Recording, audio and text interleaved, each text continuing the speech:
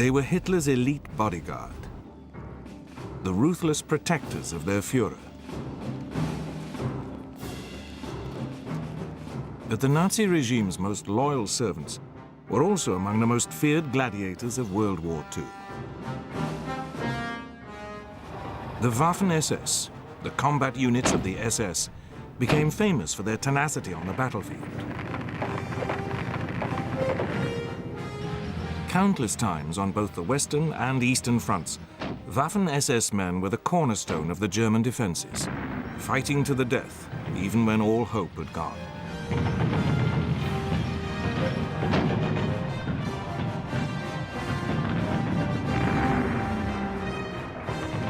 They were respected by their enemies for their fanatical courage, but feared for their barbarity. Survivors of the Waffen SS insist that they were just soldiers doing their duty. Es gingen wohl Gerüchte es gibt KZs. Und das war auch allgemein bekannt. Aber dass in den KZs so Furchtbares passierte, unter dem Namen SS. Aber das hat nichts mit der Waffen-SS zu tun. Wir waren Soldaten, ganz einfache Soldaten. Many of the evil crimes which made the name of the SS notorious were indeed carried out by other parts of the organization. The Gestapo, the concentration camp guards, and the extermination squads. But what cannot be denied is that the Waffen SS was responsible for some of the most appalling atrocities of the war. One of the most notorious was the utter destruction of the French village of Oradour and the massacre of 648 of its inhabitants in June 1944. Yet even today, the veterans refuse to accept that such things happened. Ich weiß aus meiner Dienstzeit, und ich war den gesamten Krieg über bei der Waffen-SS, ich weiß von keinem Kriegsverbrechen. Who were these men capable of such extraordinary acts of both heroism and barbarity? The origins of this elite World War II fighting force lie in the early days of the Nazi Party in the 1920s. Germany was paying the price for its defeat in 1918. The democratic Weimar Republic was grappling with the effects of the harsh peace terms imposed by the victorious Allies. The payment of massive war reparations had crippled Germany and resulted in runaway inflation and widespread unemployment. People moved towards the political extremes, the communists on the one hand and Adolf Hitler's Nazis on the other. Clashes became frequent. In 1922, the Nazis formed the Sturmabteilung, the Storm Unit, or SA, to protect its speakers at rallies. They quickly became known as the Brown Shirts from the color of their uniform. The following year, Ernst Röhm, the SA leader, formed a special unit to protect Hitler himself.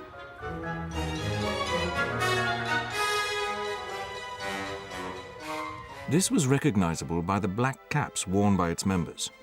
Gradually, it became independent of the Brown Shirts, taking the title Schutzstaffel, the Protection Squad, or SS, and adopting a wholly black uniform.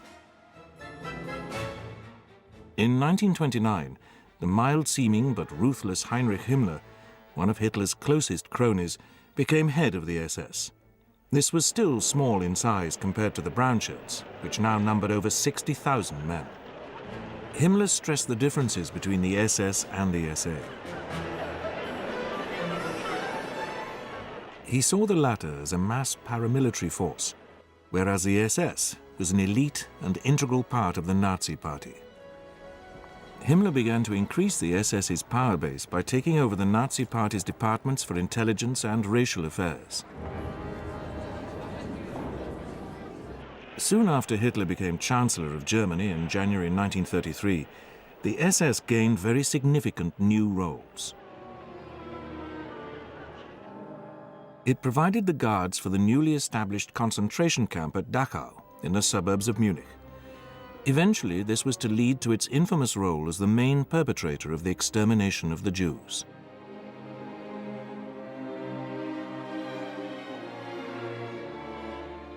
In 1936, the SS also took over the Gestapo, the secret state police which had been founded in 1933 by Hermann Göring. This meant that Himmler now had all the organs of political policing and terror under his direct control. Alongside these developments, the new Führer also ordered the formation of a special SS unit which was to be called the SS Leibstandarte Adolf Hitler. This would eventually grow into the Waffen, or Armed SS. The Leibstandarte was to be Hitler's personal household guard, on duty at the Reichschancellery and at the Führer's mountain retreat at Berchtesgaden in the Bavarian Alps.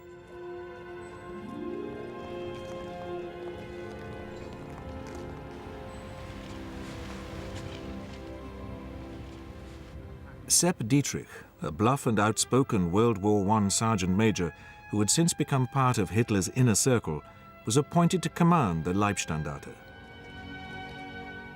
Its members were all volunteers, and Dietrich insisted they must be mature men of 23 to 35, in superb physical condition and at least 5'11" tall.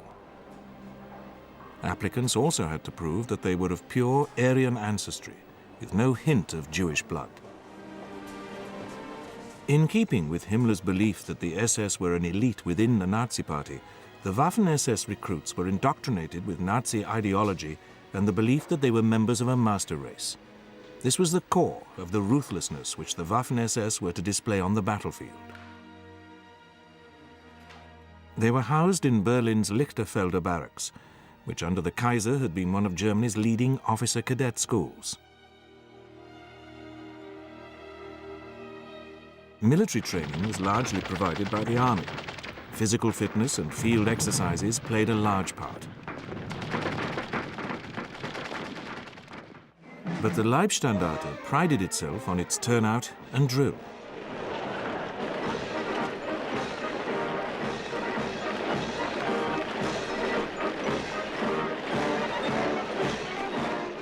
Other units of the SS soon jeeringly referred to its members as the asphalt soldiers.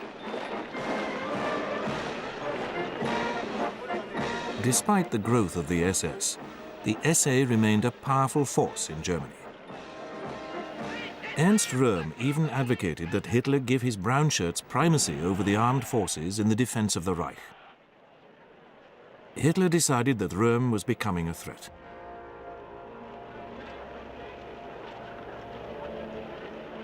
Early on the 30th of June 1934, he flew to Munich. He was accompanied by Sepp Dietrich and a selected unit of the Leibstandarte.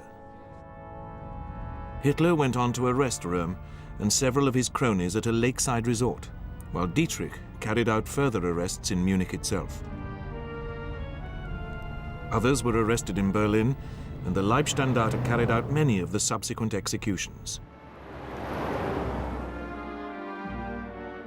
As Himmler's adjutant, SS General Karl Wolff later explained, friendship and personal loyalty were not allowed to stand in its way.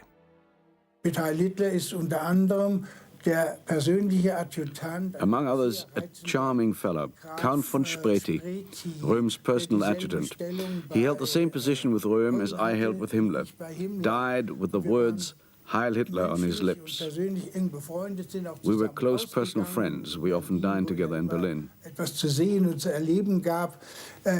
He lifted his arm in the Nazi salute and called out, Heil Hitler, I love Germany. The Leibstandarte's ruthlessness and total loyalty to Hitler were now proven. Its reward would not be long in coming.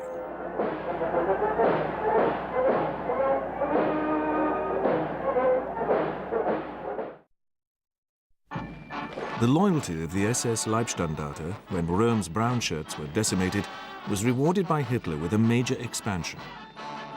Sepp Dietrich's Leibstandarte became a full regiment, and two more were formed. These were to be known as the SS Verfügungstruppe, or SSVT, special-purpose troops who would be completely distinct from the other branches of the SS. The expansion of the armed branch of the SS did not lead to any reduction in the physical or racial standards demanded.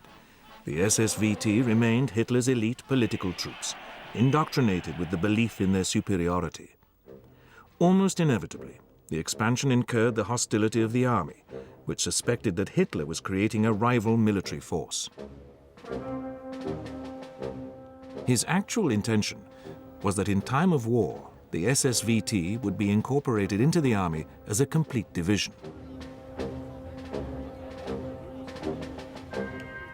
The army resisted this, refusing to provide the SSVT with the necessary artillery and other support for it to function as a division. The generals pleaded that Hitler's demands for rapid expansion of his army meant that they could not spare the resources.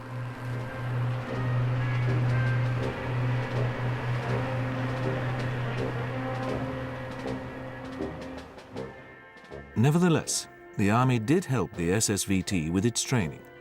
It also allowed the transfer of certain officers to improve the SSVT's military efficiency. The highly experienced Paul Hauser became head of the Waffen SS Inspectorate. Felix Steiner, the Army's Director of Education, took a similar role for the Waffen SS. He had been a stormtrooper during World War I and saw the Waffen SS adopting a similar role as highly trained assault troops. They would lead attacks, with the Army providing the follow-up cannon fodder. The aim was to create a force of men who would be tough and ruthless. As events would show, Hauser and Steiner succeeded brilliantly. But the downside was that the men of the Waffen SS became totally careless about human life, whether their own or the enemy's. The seeds had been sown for the atrocities which were to sully the reputation of the Waffen SS. In spite of the Army's suspicion of the SSVT, it was given control of the Leibstandarte during the annexation of Austria in March 1938, and of other SSVT units during the seizure of the Sudetenland province of Czechoslovakia that autumn. The failure of Britain and France to intervene when he dismembered what was left of Czechoslovakia convinced Hitler that it was now safe to turn on Poland. The SSVT was about to have its first real taste of combat.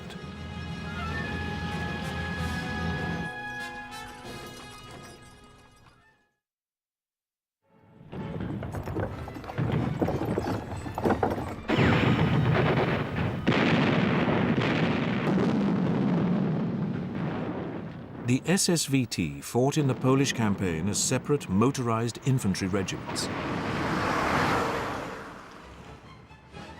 Hitler took particular interest in the progress of Sepp Dietrich and the Leibstandarte, daily marking Sepp on his map in the Chancellery. Yet in spite of the lightning German victory over Poland, the army felt that the performance of the SSVT left much to be desired. Its units lacked fire discipline and were careless with casualties. It also showed an ominous tendency to torch villages and brutalize civilians. In defense of his men, Himmler argued that they would have performed much better if they had been concentrated in one formation rather than fighting under senior army commanders whom they did not know. Hitler agreed to allow further expansion, but insisted that the new units must remain under the operational control of the army. While the Leibstandarte remained an independent regiment, the others were combined into a separate division. A second division was created by volunteers from the police, and a third from the units originally created to guard the Nazi concentration camps. This was known as the SS Totenkopf, or Death's Head Division. Its commander, Theodor Eicke, had been the commandant of Dachau and was notorious for his brutality. The enlarged SSVT was also given a new title. In March 1940, it became the Waffen, or Armed SS, confirming it as a separate element of Germany's armed forces.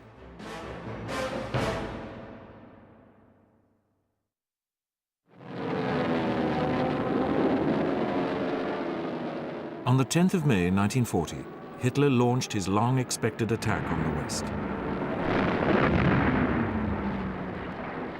The SS Leibstandarte and a second SS regiment helped to spearhead the invasion of Holland.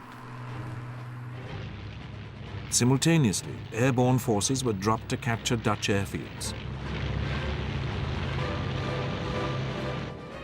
In the 5-day campaign that followed, the Leibstandarte linked up with the airborne forces